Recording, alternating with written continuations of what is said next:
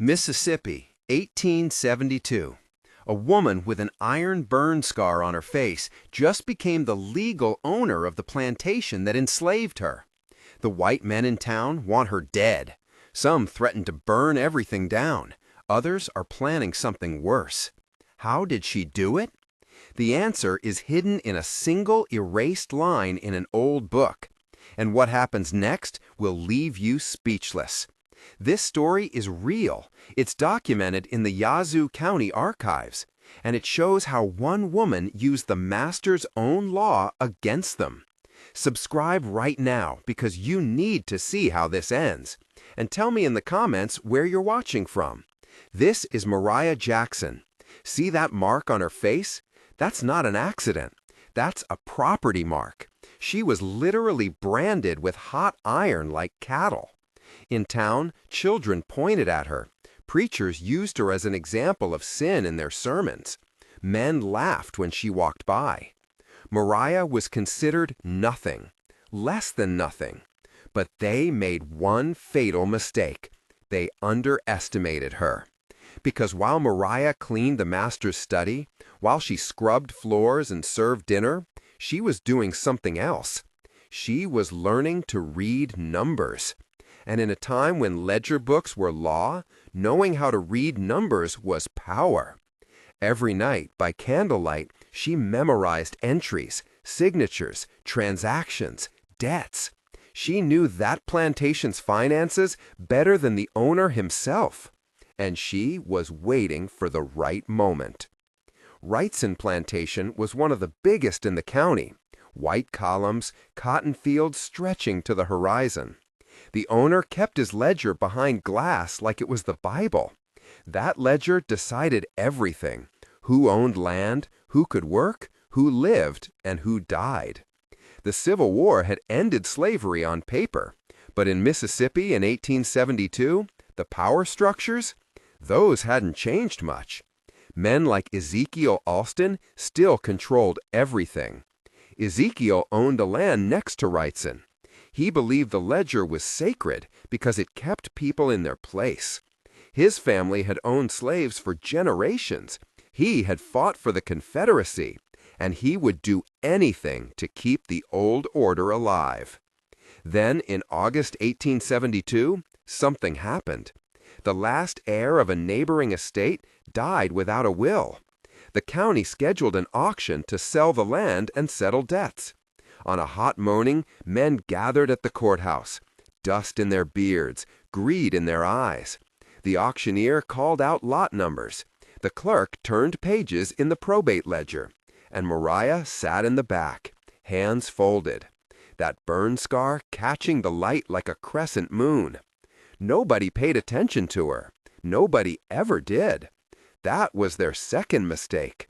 When a small parcel next to Wrightson was offered for sale, something strange happened. Deep inside the old ledger, under another entry, there was a notation, faded, almost erased, written in brown ink. It said that a sum had been paid years ago for the upkeep of a cabin and a small field, and the name on that entry, Moriah Jackson. The clerk misread it at first, but when someone pointed it out, the room went silent. Ezekiel Alston laughed, a bitter, angry laugh. "You're looking at that book like it's scripture," Moriah said, standing up. Her voice surprised everyone. Steady, calm, precise. "If that entry is valid, then there's a note that entitles me to that plot." Ezekiel's face turned red. "Woman, you do not speak in court. You are not a landholder. You are noted in those books as hired help and nothing more." Moriah didn't flinch. "Then let the ledger speak. Open to page 47 where the account was credited in 1862. Read the marginal note. If a man signs, the law notes it." The auctioneer squinted at the book. "We have something unusual here. Clerk, bring the estate ledger." Men in the crowd started muttering. "This is a mockery. She has no funds. Who will vouch for her?" Then a man stepped forward. His name was Jonah Reed, a freedman who ran a small carting business. "I will vouch," Jonah said. "I remember that day. I carried wood to that cabin. I signed the tally." Ezekiel's voice turned to ice. "Bring your proof, or be gone." The clerk adjusted his spectacles, flipped pages. "There is a note here, faint but readable. It records a maintenance credit dated 1862, signed in a hand that appears to belong to Ezekiel Alston as proprietor." The auction stopped right there, because in that moment the ledger had spoken, and the ledger was law. Men argued, shouted. The smell of sweat and tobacco filled the air. But the clerk called for a verification halt. That single margin note in a probate ledger had just become a weapon. If you're shocked right now, wait until you hear what happens next. Hit that like button and drop a comment telling me, would you have had the courage to do what Moriah did? Once the claim was filed, Moriah did something brilliant. She didn't demand power with speeches, she earned trust with results. She had an eye for farming that nobody expected. She kept meticulous lists, seed amounts, plowing times, cotton bale weights. She rewrote the plantation ledger to fix waste. A barrel of molasses left to spoil? She noted it and prevented it next time. Seeds misallocated? She corrected the distribution. The planter class assumed bookkeeping required formal education. Moriah proved them wrong. She knew that plantation better than anyone because she had lived it. She arranged store credit so the proprietor borrowed less. She negotiated with merchants using detailed delivery schedules. When the overseer questioned her changes, she invited him to her table. She explained the math using corn kernels on a board, touching each kernel, letting them roll. The sound like soft rain in the quiet kitchen. Slowly, men who had mocked her started using her methods. But not everyone was happy. Some neighbors whispered that a former servant was now giving orders. Men who had profited from chaos found fewer opportunities to steal. Ellery Price, the town gossip, started spreading doubts. "That ledger entry could have been forged," he told men at the post office. "Who verifies a signature from 10 years ago? Do we trust memory over law?" The murmurs turned darker, more dangerous. Then disaster struck. In late September, a blight hit the cotton fields. Leaves curled and died like ghosts had written on them. Worse, several workers got sick with yellow fever. Dr. Hart suspected contaminated well water. People were dying. Moriah took control immediately. She cataloged symptoms on paper, times, temperatures, which medicines helped. She mapped water supply points she had studied the week before. "We need to rotate wells," she told Dr. Hart. "If everyone drinks from the same stream, the pattern repeats. We test, isolate, and distribute boiled water until we know the source." A man spat at her feet. "You give orders as if you were appointed? Who put you in charge?" Moriah looked at her list. "The people who are sick need someone to count, to check, to record. Who else will do it if not someone who keeps the numbers?" The community split down the middle. Pastor Eli offered prayers and practical help. But Ellery Price suggested something cruel. Remove the sick families entirely. That would have destroyed households. Jonah Reed fought back. He wrote petitions to county authorities requesting a public health inspection. He cited laws governing water and sanitation. The petition was filed in writing, signed by witnesses. It demanded that a county inspector arrive within 10 days to test water samples and issue a public report. The technical details mattered because they transformed rumor into legal authority. But the crisis gave Moriah's enemies ammunition. Someone alleged that Moriah had manipulated the water supply to concentrate labor on plots she intended to claim. Ellery Price claimed the ledger evidence had been tampered with. The county decided to call a hearing, a trial. The courtroom was a wooden room that smelled of pine and sweat. Witnesses lined up to testify about dates, debts, and documents. Every detail mattered. Times recorded, measurements logged, the exact curve of the J and Jackson signature. This was where the ledger would either save Moriah or destroy her. State your name for the record. Moriah Jackson. You claim a maintenance credit recorded in 1862. How do you explain the signature? I read and I remember. I served in that house. I witnessed the entries with my own hands. You were once a servant. How can your memory be trusted over a written ledger? My memory is not the only proof. There are marks in the book, and witnesses who saw the maintenance carried out. Jonah Reed took the stand. I signed that day. I hauled wood. I signed a tally. I remember the sound of the hammer and the smell of oil on that ledger page. Dr. Hart testified about the water samples. I tested the water supply. 3 samples sealed and initialed logged into the Public Health Register on September 17th. The protocol is standard and was followed precisely. Ezekiel's lawyer was a hard man with a tidy beard. This is an alteration, he said, tapping the ledger. It's backdated. It's suspicious. The county cannot accept a faded memory over a clear, modern claim. Moriah didn't hesitate. By what science do you say it's altered? The ink has oxidation that matches the original page.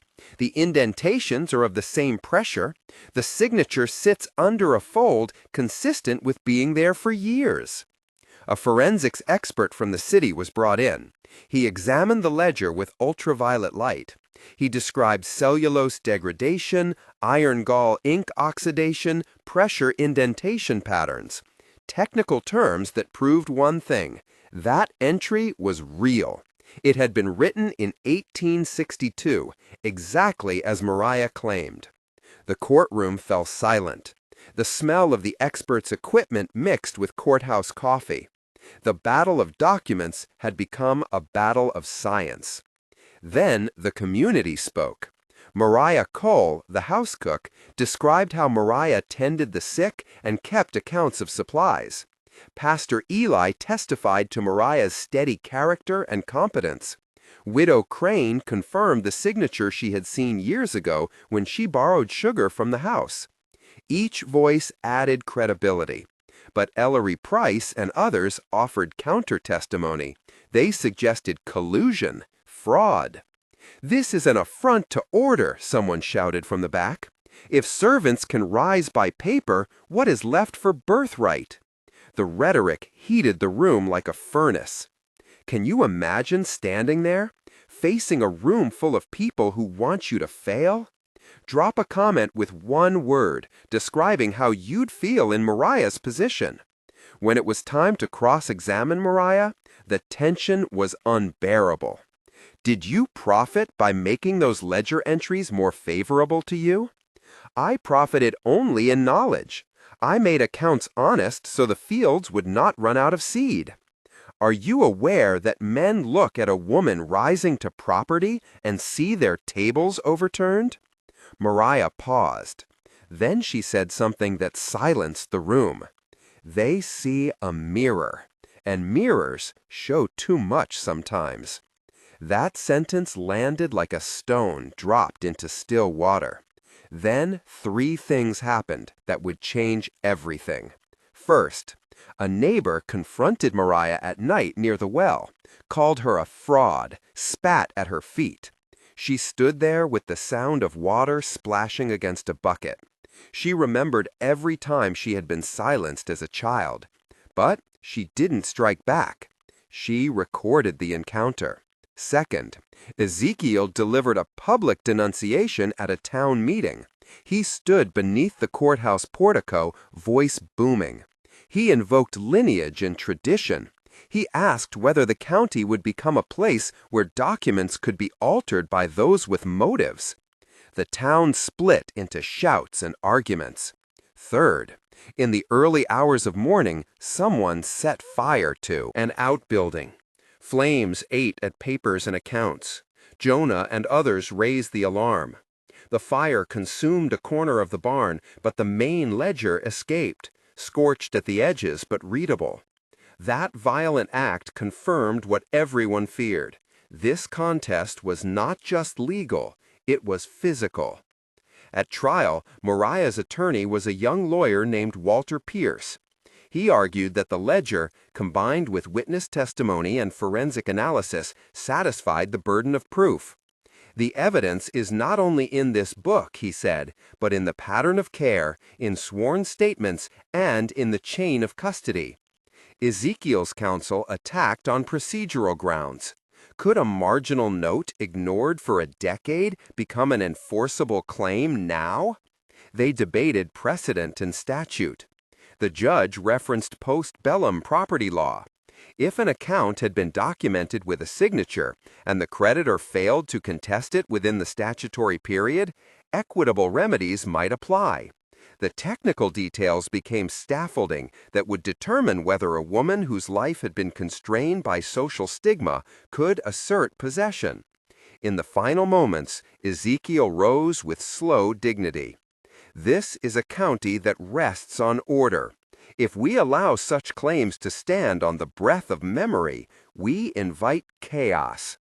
Walter Pierce stood and replied with unusual calm. Order, sir, cannot be preserved at the expense of justice. The ledger is the record. The law is the lens. If the evidence is true, then law requires remedy. Jonah testified one more time. I signed it. I remember the price. I remember the name. The courtroom leaned forward. Then Moriah addressed the judge directly. Judge, I do not want to take for vengeance. I want to keep what keeps people fed and alive. The judge looked at the ledger, at the witnesses, at the charred edge of papers recovered from the fire. He considered the law and the letter of the code. Then he spoke. The combination of documentary evidence, witness testimony, and forensic confirmation met the county standard. The claim for possession of the parcel and its structures was affirmed. Pending settlement of outstanding debts, control would transfer to Moriah Jackson under supervision of a trustee. The courtroom exploded. Some neighbors called the decision an abomination. Others saw it as simple justice. Ezekiel immediately filed an appeal. Slender men arrived with papers, arguing technicalities. But Moriah moved with steady focus. She reorganized supplies. She enforced the water well rotations she had proposed. The barn that had been burned was repaired. She instituted timesheets and triplicate ledgers so more than one person could verify numbers. This technical redundancy wasn't flashy, but it worked. Her management improved yields and reduced waste. The community couldn't entirely deny that. But there was a cost. Men spread slurs. They ostracized those who traded with her. Jonah Reed found fewer contracts. Ellery Price lost business. Pastor Eli had people leave his church in protest. Physical threats were left as notes nailed to doors, anonymous, cruel. Moriah kept a small chest of letters where she cataloged each abuse and each kindness, like an archivist recording not just numbers but human consequences. The law had given her authority on paper, but moral acceptance lagged far behind. This story gets even more complex. Make sure you're subscribed because the ending will surprise you. And hit that notification bell so you don't miss what happens next. 1 month after the decision, the trustees' report showed something undeniable. Yields from Moriah's parcel had increased 15% under her management. The ledger copies verified deliveries and receipts with witness signatures. The smell of fresh-cut hay and oiled leather returned to the yard. Men who had been skeptical quietly admitted the barns were fuller and rations more evenly distributed. Yet the record also showed cost. Jonah Reed had lost contracts from merchants who feared being labeled accomplices. Widow Crane had to close part of her business due to boycotts. Moriah visited them with baskets of food and a small ledger noting each item. She wrote down apologies and refusals in the same careful hand. The community continued to shudder between gratitude for results and discomfort with the rearranged social order. 3 months later, the county appeal was still pending. Papers multiplied in the courthouse. The appellate court agreed to review the case. New legal opinions questioned the statute of limitations and the meaning of equitable relief. During that time, Moriah's management continued to produce modest prosperity. Illness decreased. The public health inspector's final report noted improvements in water rotation and sealed samples that corroborated the initial tests. Some neighbors grudgingly acknowledged that the rotation had reduced disease. But prejudices persisted. Ezekiel continued filing motions while privately consulting men who might buy him out. His pride, wounded, turned to subtle resistance. Rumors about the ledger's authenticity were fed by men who trafficked in doubt. 6 months after the decision, the appellate court issued a ruling. They upheld the lower court's interim order but remanded certain accounting questions for further audit. In practice, this meant Moriah retained day-to-day control while legal processes continued. The economic data showed steady improvements in yield and worker health. The ledger she maintained became a local model for transparency. Triplicate records, witness initials, sealed samples for disputed goods. People came to study the ledger like a textbook. Even Ezekiel's overseers took notes. A small school teacher began evening classes teaching other women to read ledgers and manage household accounts using Moriah's methods as a primer. The irony was sharp. A system that had once used documentation to constrain had been repurposed to empower. But transformation was only partial. In private conversations, prejudices lingered. Some doors remained closed. Moriah visited family graves and left folded papers on headstones with notations of the day's accounts, as if to show that even remembrance could be rendered into work and purpose. Legally, the case set a county precedent. Marginal notes combined with witness testimony and forensic evidence could support equitable claims against estates. Administratively, it introduced redundant bookkeeping and chain of custody measures that would prevent future fraud. Socially, it taught the community that competence belonged to anyone who kept accurate ledgers, but also that acceptance is slower than law. Moriah's name appeared in regional newspapers, some with admiration, some with venom. She was called a traitor by some, a savior by others, and a curiosity by many. The barn was rebuilt with timber that smelled of pine and tar. The ledger was rebound and placed on a shelf, edges smoothed by hands that once feared its authority. Her burn scar didn't disappear, but it seemed to mean something different on the faces of people who now considered her a property manager rather than property. That shift mattered. So what was the dark secret that this title promised? Here it is. The secret wasn't just that a despised woman became owner of a plantation. The secret was simpler and harder than anyone guessed. The ledger could be used to both oppress and liberate, depending on who held the pen. The real shock wasn't the legal victory. It was the revelation that the instruments of power are neutral. They become weapons or tools of justice based on who has the courage and skill to use them. The same book that had once listed Moriah's price now contained signatures that affirmed her dignity. That's the secret. That's what left the town speechless. In the end, what was gained and what was lost remained complicated.